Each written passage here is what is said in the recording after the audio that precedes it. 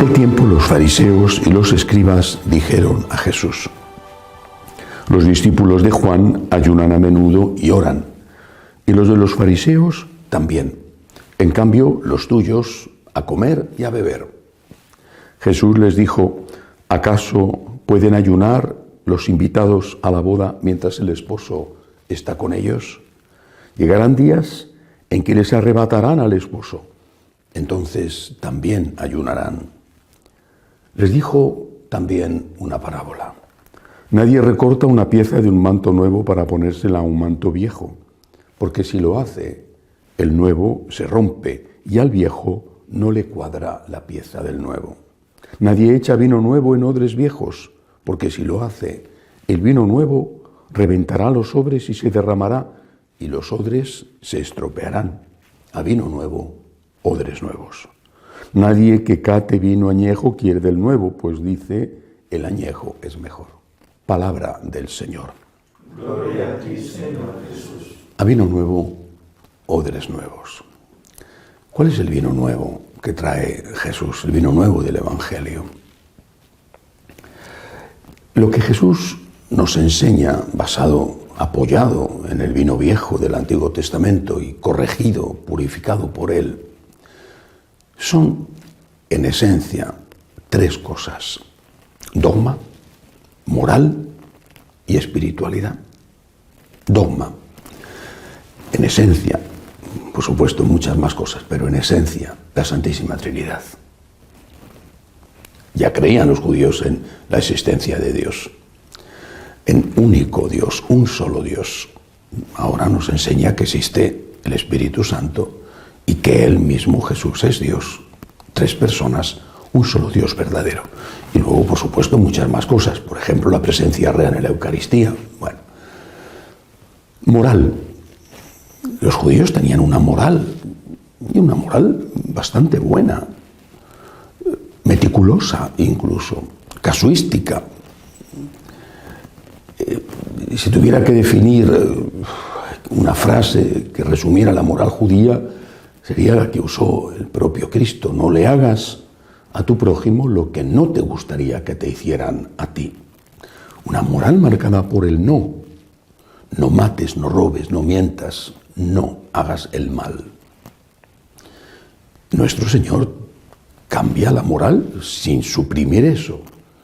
Del no hagas el mal pasa a debes hacer el bien. Del no pasa al sí. No hagas el mal, no debes hacer el mal, por ahí tienes que empezar. Pero luego no te quedes ahí, porque tú no has robado. Pero además debes dar limosna. Tú no has mentido, pero además debes decir la verdad. Y viene la tercera pata del triángulo. Esa es la que está casi olvidada, la espiritualidad. La Iglesia, afortunadamente, ha luchado por mantener la fidelidad a la enseñanza de Cristo en el dogma y en la moral. Ha luchado y lucha con grandes dificultades y pagando un precio altísimo, muchas veces de mártires. En cambio, la espiritualidad se ha dejado siempre como algo de menor importancia.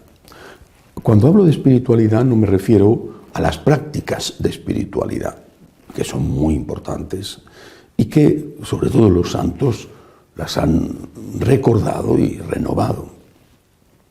Cuando hablo de espiritualidad, hablo de motivación. Porque si la primera cosa que nos enseña Jesús es qué debo creer, el dogma, y la segunda es cómo debo de comportarme, la moral, la tercera es por qué. ¿Por qué? ¿Por qué debo de creer eso? ¿Y por qué debo de comportarme así? Sobre todo cuando es difícil hacerlo. La espiritualidad es la respuesta al por qué, no al qué debo de creer, ni al cómo, sino al por qué. ¿Qué debo de creer? ¿Cómo debo de comportarme? ¿Y por qué? ¿Y por qué?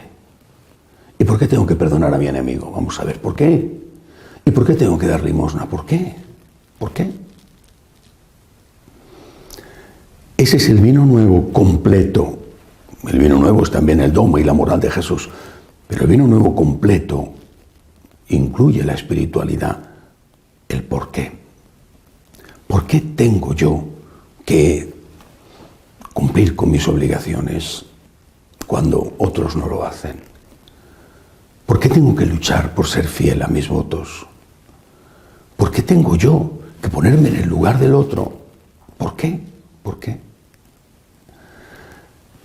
No digo que no hubiera en el Antiguo Testamento y en las otras religiones una espiritualidad, es decir, una respuesta al por qué.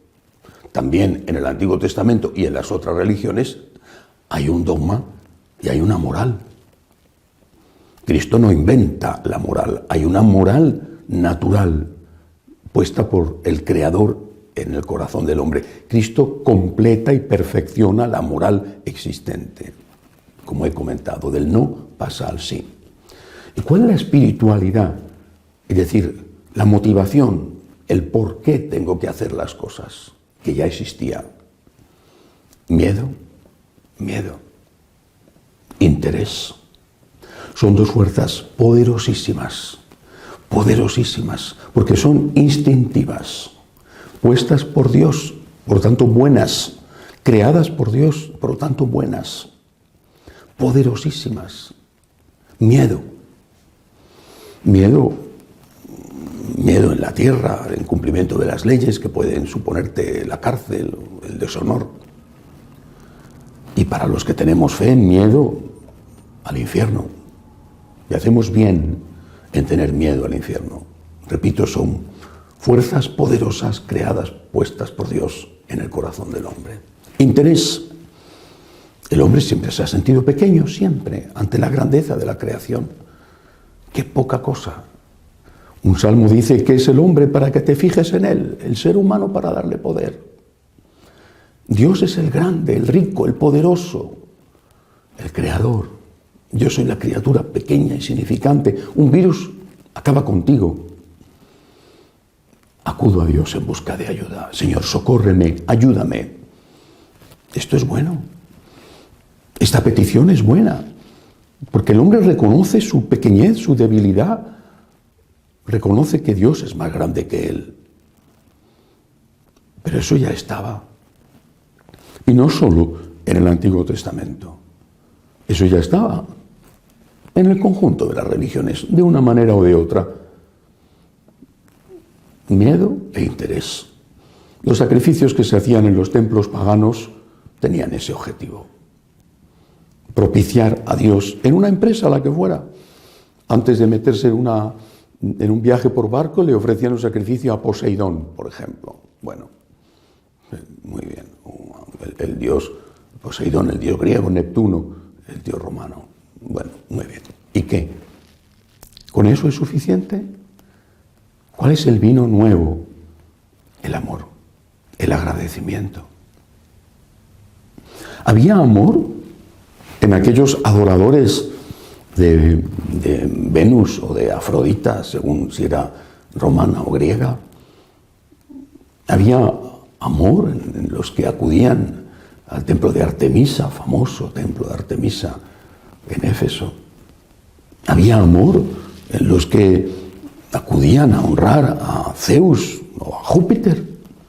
Había interés y había mucho miedo. Y por eso tenemos que preguntarnos si estamos en el vino nuevo de Jesús. No solo si creemos y no solo si intentamos practicar la difícil, hermosísima, pero difícil, moral cristiana, nada menos que sed perfectos como vuestro Padre Celestial es perfecto. No solo eso, sino ¿y por qué? ¿Qué hay en tu corazón? ¿Qué hay? Hace bien en tener miedo, debes tener miedo. No digo terror, digo respeto, temor de Dios. Haces bien en tener interés. Eres pequeño, Dios es grande, pídele ayuda. Pero solo hay eso. Entonces que estás en el Antiguo Testamento. Lo mismo que estarías en el Antiguo Testamento si creyeras únicamente en Dios Padre, O estarías en el Antiguo Testamento si únicamente juzgaras tu conciencia sobre los 10 mandamientos de Moisés que te dicen que no hagas el mal. ¿Hay amor en tu corazón? La respuesta a la pregunta del por qué, ¿cuál es, sinceramente? ¿Por miedo? ¿Por interés? ¿O la respuesta es, gracias, Señor? Gracias, Señor. Te debo la vida. Qué poco mueve el agradecimiento. Qué poco mueve, qué poco. Es la gran herida del pecado original. Qué poco mueve el agradecimiento. Pero tenemos que entrar por esa puerta, porque esa es la plenitud de la espiritualidad. Por ti, Jesús, por agradecimiento a ti, Jesús, por ti. Y debería de ser en cada católico más poderosa esta fuerza, esta motivación, que la del miedo y la del interés. El miedo y el interés tendrían que ser el fondo del cuadro. Y lo que se ve, lo que llama la atención, no es un fondo oscuro. Eso sirve de contraste. Lo que llama la atención es la figura iluminada que ocupa el primer plano en el cuadro.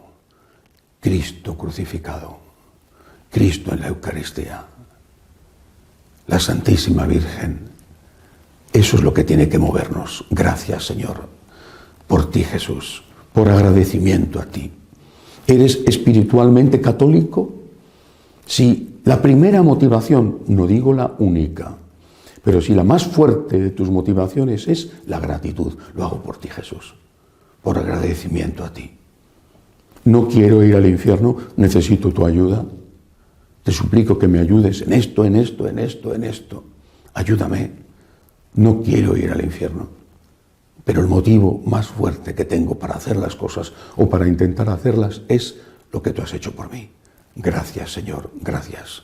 Si el agradecimiento mueve nuestras manos para dar limosna, mueve nuestro corazón para compadecerse del prójimo, si el agradecimiento es el motor de nuestra vida, hemos entrado en la espiritualidad católica. Y si no, aunque nuestra fe sea ortodoxa y nuestra moral intente ser la correcta, pues todavía a nivel espiritual estamos en el Antiguo Testamento. Que así sea.